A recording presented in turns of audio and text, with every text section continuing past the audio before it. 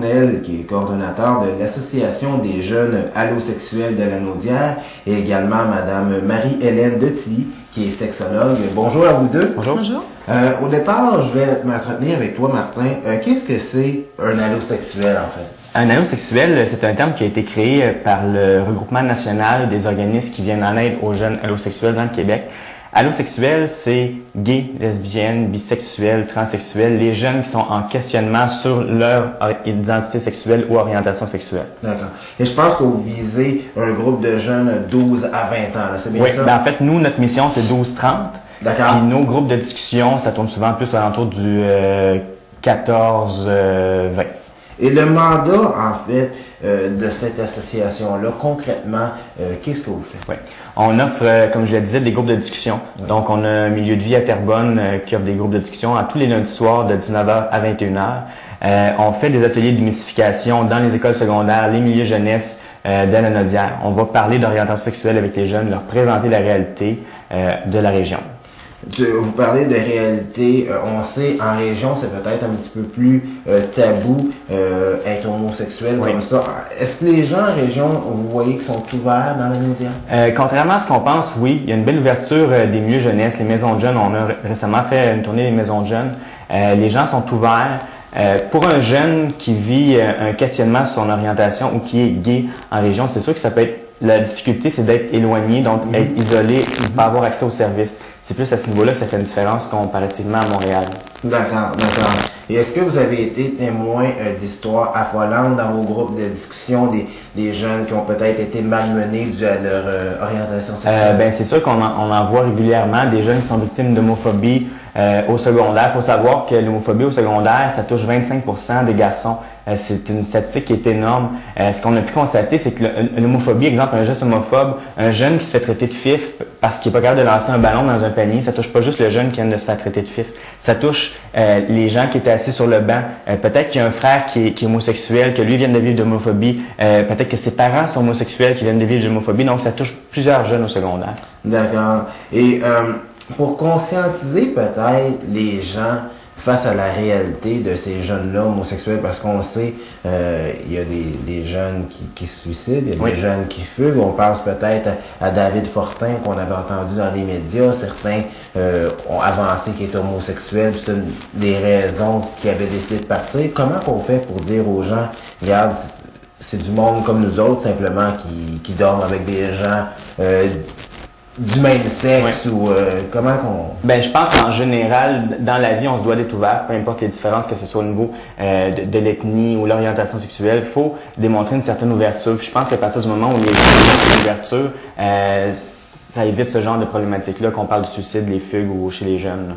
Et est-ce que vous avez des statistiques au niveau des homosexuels qui sont recensés dans la région? Est-ce qu'il y en a beaucoup de jeunes qui s'avouent homosexuels? Il n'existe pas de statistiques sur des jeunes qui auraient fait leur coming out spécifiquement dans les régions, même au Québec. Par contre, en général, mondialement, on parle d'à peu près toujours 10% de la population. Dans la Lanaudière, ça représenterait à peu près 40 000 personnes, jeunes et moins jeunes, qui touchent à la réalité homosexuelle, hommes et femmes. D'accord. Et est-ce que vous entrevoyez l'avenir relativement positif? Est-ce que vous voyez que les gens commencent à s'ouvrir un petit peu sur la réalité des... Tout à fait. Comme je disais tantôt, malgré ce qu'on pense, la Lanaudière est un milieu qui est quand même assez ouvert. On a des bons partenaires, les maisons de jeunes, les milieux jeunesse, les écoles, l'Agence de santé et des services sociaux veulent faire une démarche, veulent aider ces jeunes-là. Donc oui, je vois un bel avenir. Par contre, il y a toujours du travail à faire pour aider ces jeunes-là puis lutter contre l'homophobie. Qu'est-ce que vous dites, si exemple, on a quelqu'un qui nous écoute à la maison, qui est homosexuel et qui ne sait pas trop comment aborder la question avec ses parents? Parce que souvent, des fois, on a peur un petit peu de la réaction de nos parents parce qu'on veut peut-être... les parents veulent l'idéal, donc la progéniture qui se fait. Comment qu'on annonce à un proche qu'on est homosexuel? Ben, la première chose, attendre d'être prêt. Le faire pour soi. Il n'y a rien qui presse, il n'y a rien qui est urgent. Quand on est rendu à faire un coming out, il faut être prêt. Il faut le faire pour nous. Puis quand on est bien avec ça, quand nous-mêmes on l'a accepté, les autres vont généralement bien l'accepter aussi. Donc c'est vraiment de s'accepter soi-même au départ, puis par la suite pouvoir en parler un petit peu plus à nos proches. Tout à fait. D'accord. Le Néo est là aussi pour donner un coup de main à ces jeunes-là qui auraient des questionnements ou qui auraient besoin d'aide, de support pendant cette démarche de coming out, nous, on peut leur donner un coup de main là, puis les soutenir à ce niveau-là. Et vous, dans votre association, les gens qui veulent vous rejoindre, qui ont des questions, de quelle façon qu'on peut procéder? La meilleure façon, c'est téléphone ou site web. Le www.le-neo.com sans accent. Sur le site web, vous avez les adresses courriel. Vous avez aussi un nouveau service qu'on a lancé dernièrement qui est un MSN, donc un clavardage virtuel pour nos jeunes qui aiment mieux ça souvent être sur Internet, l'anonymat. Sinon, il y a le numéro de téléphone 450-964-1860. Vous pouvez entrer en contact avec nous à n'importe quel temps pour on va aider les jeunes. OK. Et puis, je voyais également que vous avez un nouveau projet qui est le projet Eros Santé Sexualité. Qu'est-ce que c'est exactement? Tout à fait. Le projet Eros est né d'une concertation du Forum Jeunesse Lanaudière, de la Conférence régionale des élus, incluant les 2 commissions scolaires, donc des affluents et des SAMAR. Le NEO a participé à ce projet-là comme organisme communautaire, également la Maison Sainte-Famille Tom D. On a mis nos efforts en commun pour développer un projet qui allait venir en aide, pas seulement aux personnes homosexuelles, à tous les jeunes au niveau de la santé sexualité. D'accord. Et toi, ton rôle, Marie-Hélène, dans ce projet-là, c'est quoi exactement? Moi, je suis sexologue de formation. Donc, mon rôle, c'est à travers ce projet-là, c'est d'aider tout intervenant, éducateur qui veulent faire de l'éducation sexualité dans leurs cours, dans leur maison de jeunes, parce que ça touche autant le communautaire que le scolaire, à intégrer l'éducation sexualité dans leurs activités. Je les supporte, je les encadre, je leur donne des outils, je les ressource. Donc, c'est de là qu'est né le projet Eros. Puis d'ailleurs, Eros, chacune des lettres veut dire éducation, ressources, outils et soutien.